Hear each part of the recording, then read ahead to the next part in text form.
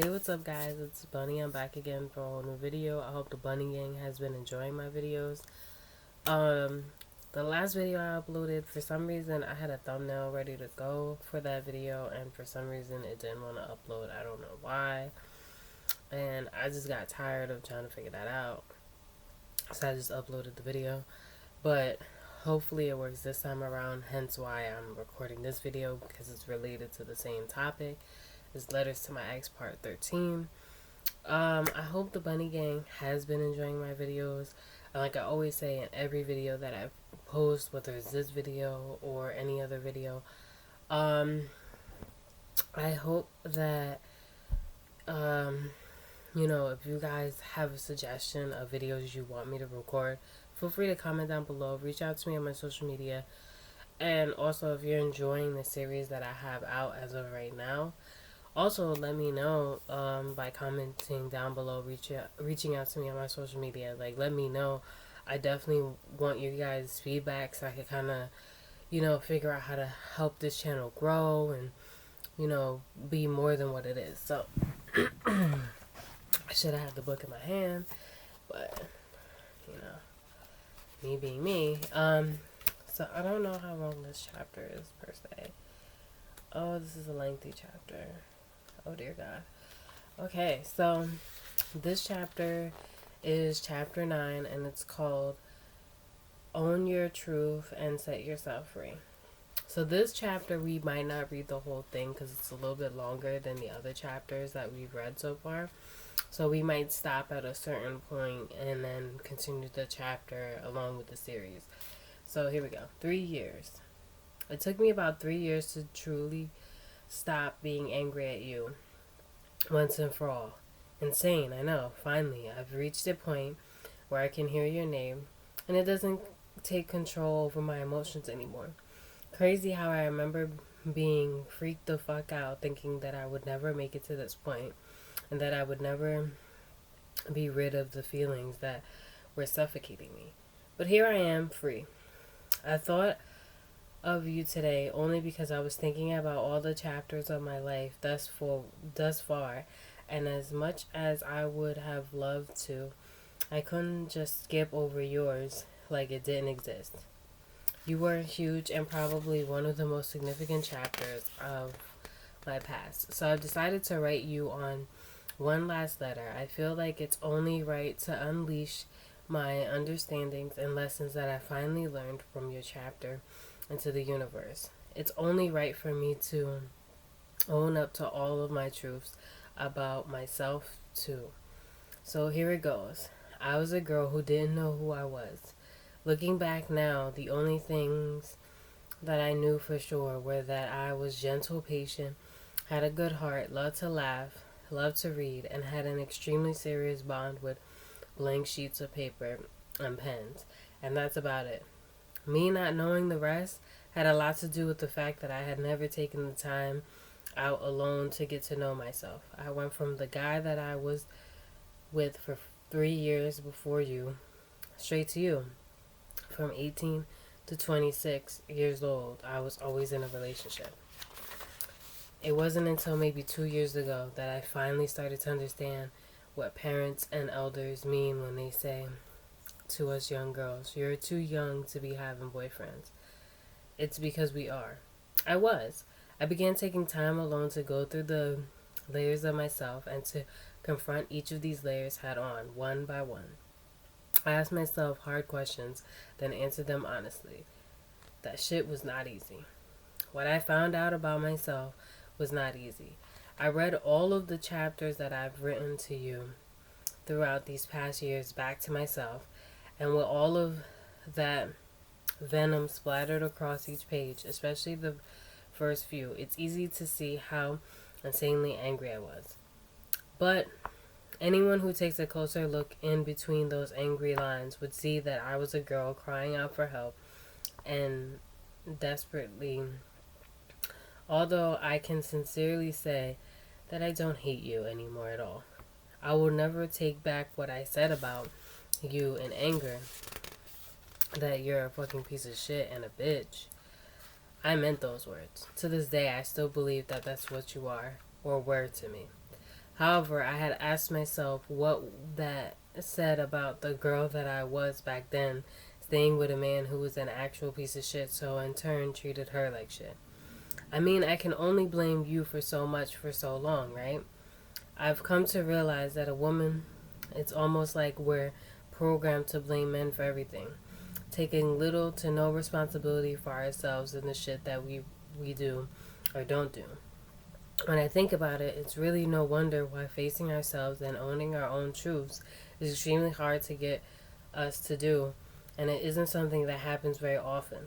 Constantly pointing our finger at men, all we've come across for everything. It's pretty much second nature, but only because that's what we've been taught to do by other women. About time how many I think about how many times I've been told by another woman not to blame myself when it comes to a repetitive situation with a man. Versus how many times I've been told by another woman that maybe I'm my own problem. I can tell you right now, in complete honesty, I've been told that I may have been my own problem once. So let me say right now that sometimes the shit that I went through with you wasn't my fault at all. But other times it definitely was. I fell as deep in love with you as I did because in the beginning you treated me like gold. You were my friend, my confidant, my comfort, my lover, my encourager. You were my safe place. Well, you pretended to be anyway. And then you turned around and became my real life hell. And the thing is, you knew what you were doing. It wasn't an accident, and you weren't making mistakes. You knew exactly what you were doing. No one had ever betrayed me that way you had. No one had ever been so close to me, yet spoken so terrible of me when I wasn't around, the way that you had.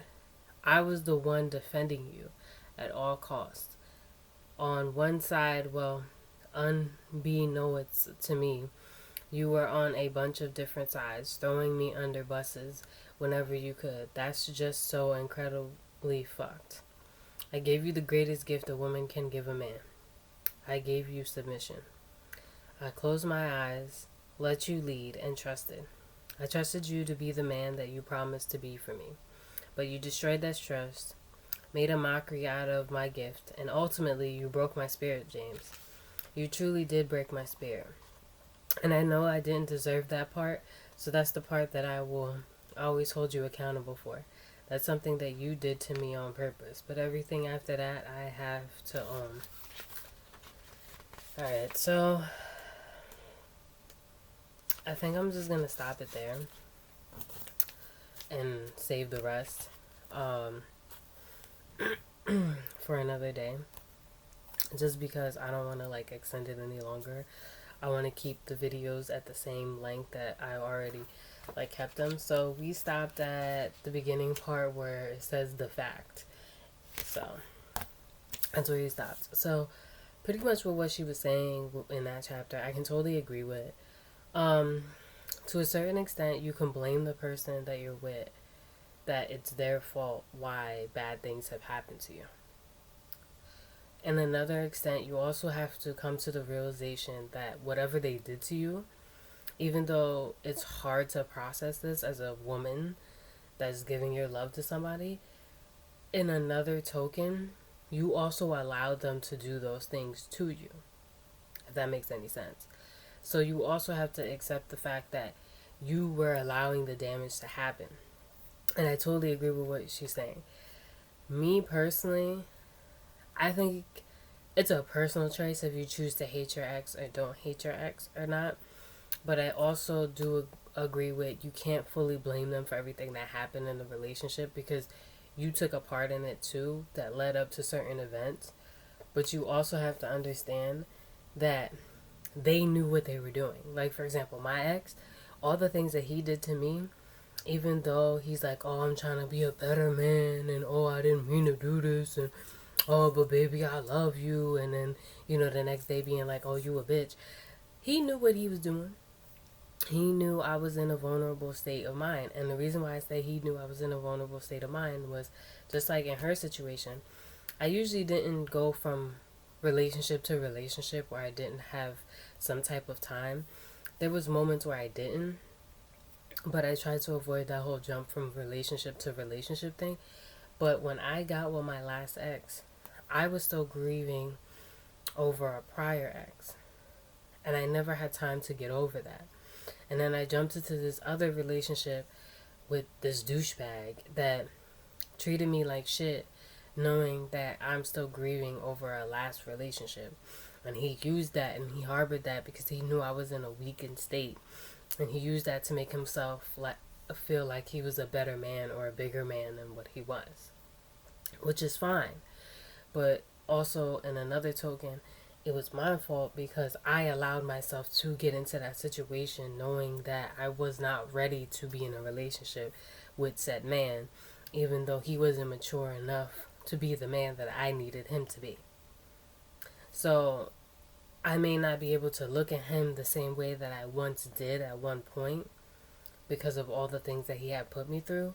But in another token, I've also learned that that whole relationship wasn't all my fault, and that I'm using that as an example of what a man shouldn't be and what a man and the type of man I don't want in my life. That's what he became to me. He became the example of what I don't want in my life and the example I don't need in my life. And the type of man I wouldn't want to have a family or kids with or anything like that because he doesn't deserve that from me. And that's what I learned. And that's how I feel. I feel like you can have a bad relationship, but you have to learn from that bad relationship. And you have to, and the thing is, you also have to take ownership as to how you ended up in that bad relationship. And you have to say to yourself, I ended up in this bad relationship because of this, this, and this. And then you have to say to yourself, this is why this, and this happened. Because not everything is all that other person's fault, but they're not completely innocent either. And then you have to take it as a growing experience because that's the only way you're ever going to find somebody worth being with. Because if you always blame the other person for why things in your life are bad or why you get treated a certain way or whatever, maybe you're repeating that same behavior with somebody else, you know what I'm saying? Or maybe you're dating the same type of people. So you have to use that situation and grow from it and learn from it and make it into a positive. Even though that's easier said than done. But I totally agree with what she's saying. You can't go around being angry and hateful on that person for the rest of your life because you're never going to go anywhere. And with that being said, I have nothing else to add to that because I think I made my point across. If you guys agree with me, comment down below. Reach out to me on social media. Also, let me know if you don't agree with what I said. Comment down below. Reach out to me on my social media. Give me a good, valid reason why. And then also, if you have anything to add to what was said in the book, to anything that I added to what was read in the book, comment down below. Reach out to me on my social media. Like I always say in the beginning and the end of the video, if you like me doing series like this, comment down below. Reach out to me on my social media. If you have any suggestions on videos that you want me to try, comment down below. Reach out to me on my social media. I'm Bunny. I hope the Bunny Gang enjoyed. Also, don't forget to comment, like, share, and subscribe, and turn on those post notifications. That way you can see every time I post a new video. Alright, bye.